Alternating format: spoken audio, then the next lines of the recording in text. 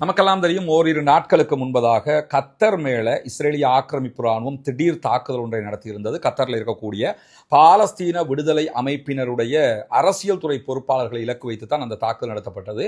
But அந்த தாக்குதல் failure, mission failure என்பதை அவர்களை ஒப்புக்கொண்டு இன்றைக்கு சர்வதேச மட்டத்தில் கத்தரை தேவையில்லாமல் பகைத்து கொண்ட குற்றம் அவர்களுக்கு ஏற்பட்டிருக்கிற அதே நேரம் உள்நாட்டுக்குள் கத்தர் மீதான மிஷன் ஃபெயிலியர் என்கிற காரணத்தினாலும் அவர்களுடைய செல்வாக்கு டோட்டலாக கீழே விழுந்திருக்கக்கூடிய ஒரு நிலையை நம்ம பார்க்கிறோம். இந்த நிலையில கத்தருடைய தாக்குதல்கள்ல பாலஸ்தீன விடுதலை அமைப்பினருடைய தலைவர்கள் தளபதிகள் யாரும் கொல்லப்படாவிட்டாலும் அந்த அலுவலகத்துக்குள்ள இருந்த பாலஸ்தீன விடுதலை அமைப்பினருடைய நிதித்துறை பொறுப்பாளர் கொல்லப்பட்டிருக்கிறார், ஷஹீதாகி இருக்கிறார்.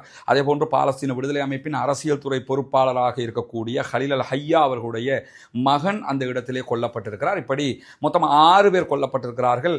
கத்தருடைய பாதுகாப்பு துறையில் இருக்கக்கூடிய ஒருவரும் அதிலே கொல்லப்பட்டிருக்கிறார், ஷஹீதாகி இருக்கிறார். இந்த நிலையில நேற்றைய தினம் கத்தருடைய கிராண்ட் மாஸ்க்ல இவர்களுக்கான ஜனாசா தொழுகை நடத்தப்பட்டது. ஜனாசா தொழுகையில கத்தருடைய அமீர் நேரடியாக பங்கு பெற்றிருந்தார். ஒரு சில முக்கியஸ்தர்கள் மாத்திரம் கலந்து கொண்டு நடத்தப்பட்ட அந்த ஜனாசா தொழுகையில பாலஸ்தீனத்தை சார்ந்த சகோதரர்களுடைய ஜனாசாவுக்கு மேல பாலஸ்தீனத்தினுடைய பிளாக், தேசிய கொடி வைக்கப்பட்டிருந்த அதே நேரம் கத்தர் சார்பாக கொல்லப்பட்ட ஷஹீதாகி இருந்த அவருடைய உடம்புக்கு மேல, அவருடைய ஜனாசாவுக்கு மேல கத்தருடைய தேசிய கொடியும் வைக்கப்பட்டிருந்த காட்சிகள் நம்ம பார்க்க முடிந்தது. குறிப்பாக பாலஸ்தீனத்தை தனிநாடாக அங்கீகரிப்பதா இல்லையா என்கிற சர்வதேச புலம்பல்களுக்கு மத்தியில, அதிலும் நெத்தன்யாஹு பாலஸ்தீனத்தை தனிநாடாக ஏற்றுக்கொள்ளவே மாட்டோம் என்று ஒரு நாட்டுக்குள்ள புகுந்து அந்த நாட்டை ஆக்கிரமிச்சு அதுக்குள்ள இன்னொரு நாட்டை உண்டாக்கிட்டு எந்த நாட்டை ஆக்கிரமிச்சோமோ அந்த நாட்டினுடைய ஒரு பகுதியை கூட தனிநாடாக ஏற்றுக்கொள்ள மாட்டோம் என்று சொல்லிக் கொண்டிருக்க சூழல்ல நேற்றைய தினம் ஒரு பரபரப்பான ஒரு சூழலாகவே அமைந்திருந்தது. காரணம் என்னென்று சொன்னா,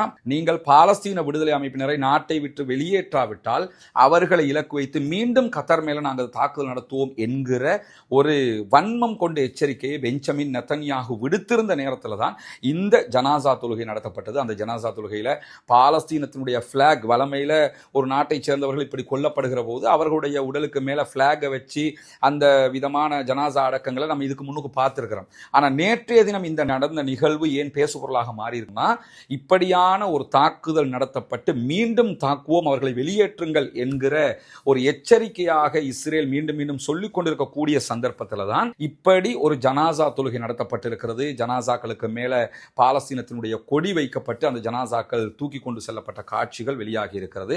எனவே கத்தர் நேரடியாக இஸ்ரேலோடு மோதுமா என்று நம்ம பார்த்தோம்னா, நேரடியாக ஒரு யுத்தம் செய்வதற்கான பலம், ஆயுத பலம் அவர்களிடத்தில் இல்லை. ஆனால் எதிர்வருகிற சண்டே அண்ட் மண்டே அரபு இஸ்லாமிய நாடுகள் அத்தனையும் ஒன்று சேருகிற ஒரு மாநாடு நடத்தப்பட இருக்கிறது. அந்த மாநாட்டுக்கு பிறகு அரபு நாடுகள் ஒரு தீர்க்கமான முடிவெடுக்கும் என்று சொல்லுகிறார்கள். எடுத்தாங்கன்னா அந்த செய்தி என்னங்கிறத நம்ம பார்ப்போம். ஆனால் இந்த சந்தர்ப்பத்தில் பாலஸ்தீன மக்களுக்காக நாங்கள் அவர்களுடைய சமாதான பேச்சுவார்த்தைகளை விட்டுக் கொடுக்க மாட்டோம், தொடர்ந்து செயல்படுவோம், பாலஸ்தீனத்துக்கு உறுதியாக இருப்போம், உறுதுணையாக இருப்போம் என்கிற செய்திகளை கத்தருடைய அமீர் மீண்டும் மீண்டும் சொல்லிக் கொண்டிருக்கிறார். எனவே அது வரவேற்புக்குரியது, பாராட்டுக்குரியது, மகிழ்வுக்குரியது. கத்தருடைய இந்த செயல்பாடுகள் எதிர்காலத்திலும் பாலஸ்தீனத்துக்கு உறுதுணையாக இருக்கும் என்கிற நம்பிக்கையோடு இருப்போம். வாஹ்ரதாவானா அல்ஹம்துலில்லாஹி ரப்பில் ஆலமீன்.